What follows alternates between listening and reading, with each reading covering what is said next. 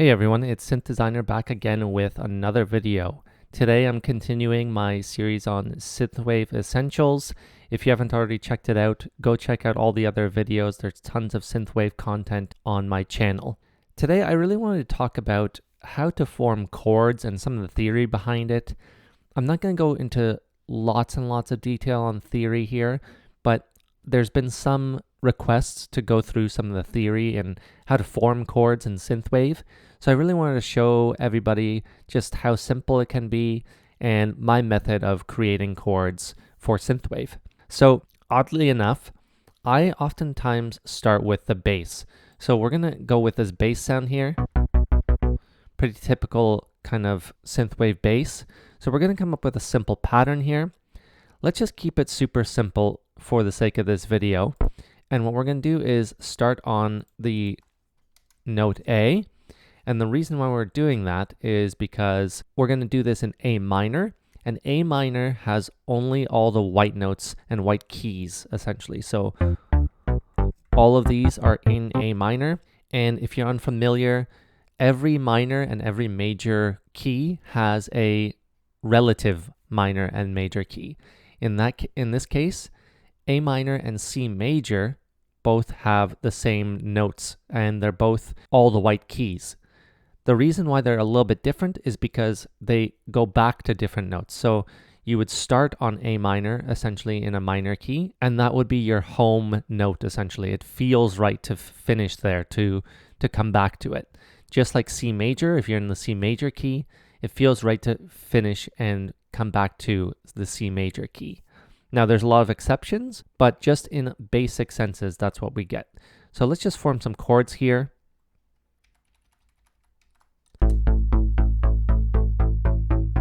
Okay, so we have that very basic first note. Then we're just going to play around. There's not too many ways you can make mistakes, because as long as you stay in the key here, then you're going to sound at least somewhat good. Now there's different approaches here. So I'm starting with what's called the one chord, or the one note, essentially. So it's your root key, right? Or your root note. So the root note is where your key lies, right? So this is an A minor, so the root note is an A. There are ways where you could go, there's very famous chord progressions like the 1-4-5, for example, and there's other ones as well. So we'll get into that a little bit later. So let's just start playing around for now and just thinking about how things sound together.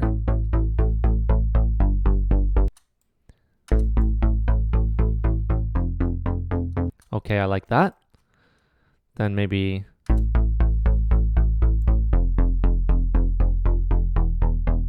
I don't like that one. Let's transition to D here.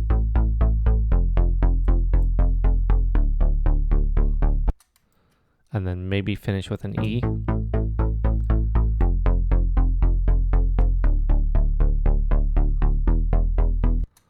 And you can also go an octave higher and see how you like that.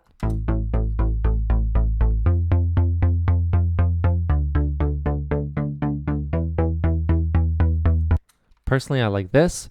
So we've gone from A to F to D to E. So this is essentially a 1-6-4-5 pattern. So how do we know that?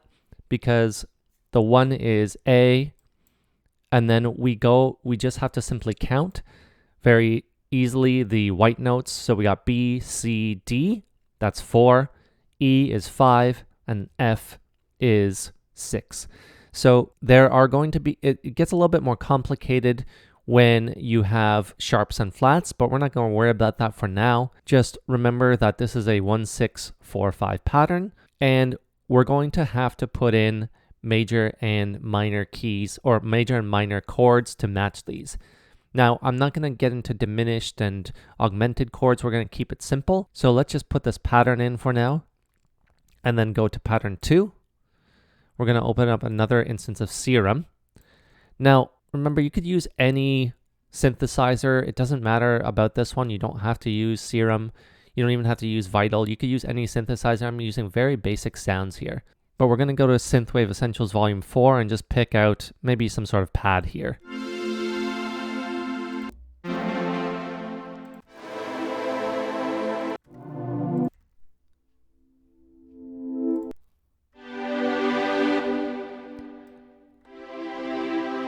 So we're going to use this kind of string sound pattern here.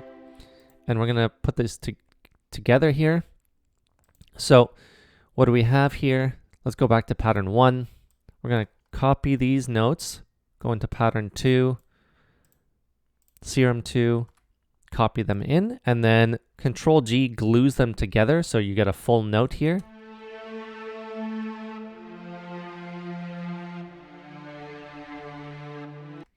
But these aren't chords, these are just single notes, so we're going to have to fill these out. Now the easiest way to do these is copy these notes and then go 7 semitones above them. So 1, 2, 3, 4, 5, 6, 7 on all of them. And this will work because this is what's called a fifth above the root note. And this is not affecting whether it's major or minor. And in this case, it's just going to sound good all together.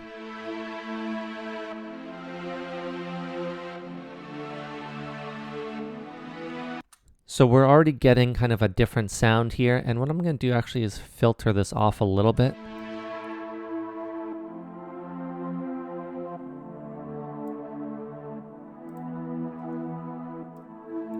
And I'm going to take out some more of these lows, so it'll fit better with the bass. So now we have kind of the basis of the chords, but these aren't chords yet. These are just intervals. And an interval is just 2 notes separated by any amount, essentially. So it could be just 1 semitone, 5 semitones. In this case, it's 7 semitones. But now we have to form our major and minor chords. So in this case, we're going to go to a C note. I know this because every note I use in the A minor key is on the white keys. If I use this,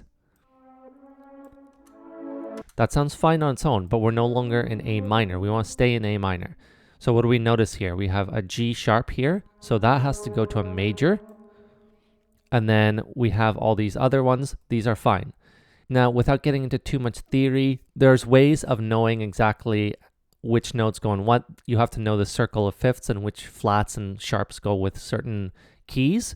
In this case, I'm keeping it simple with A minor being all the white keys, but you can transpose this to any key you want once you know the circle of fifths. So I would encourage everybody, if you don't know the theory behind that, just go print out a circle of fifths sheet and mark down all the flats and sharps in every key, and then you can transpose these very easily. So if I wanted to make this in D minor, for example, all I would do is go down here, or go up, I guess, to D.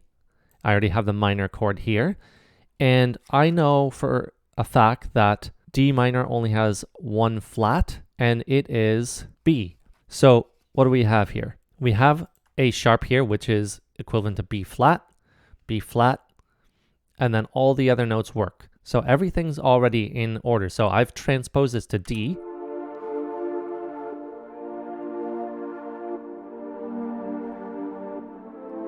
So that works great. You can hear it works really well. If I go back to A minor,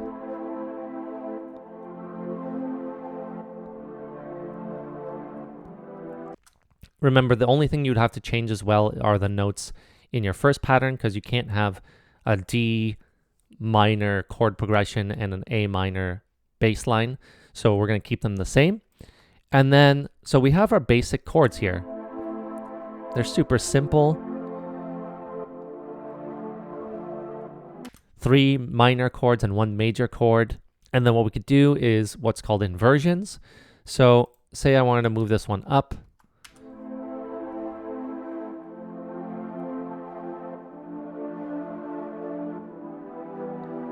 That sounds good to me. And we can also add some of these. We take all the root notes. So remember, this is the root note. What I did here was invert the chord and put in what's called a first inversion, where the root goes to the highest note and then the middle note becomes essentially the lowest note. That doesn't change the chord itself. It just creates what's called an inversion, because you're inverting what's the root note. That's all it is here.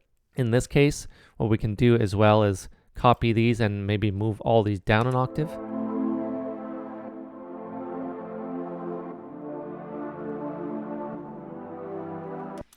Another trick you could do as well is take all the middle notes in this case. So we're going to take all these middle notes, and then we can actually move them up an octave, and without copying them, we're just going to move them all.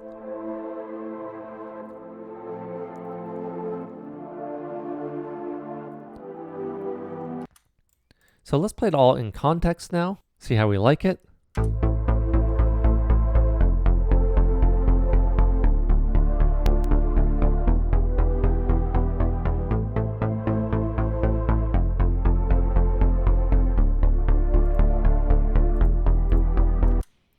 And of course we can make any of these sounds change, so we can make this brighter. Let's pick maybe a keys sound here.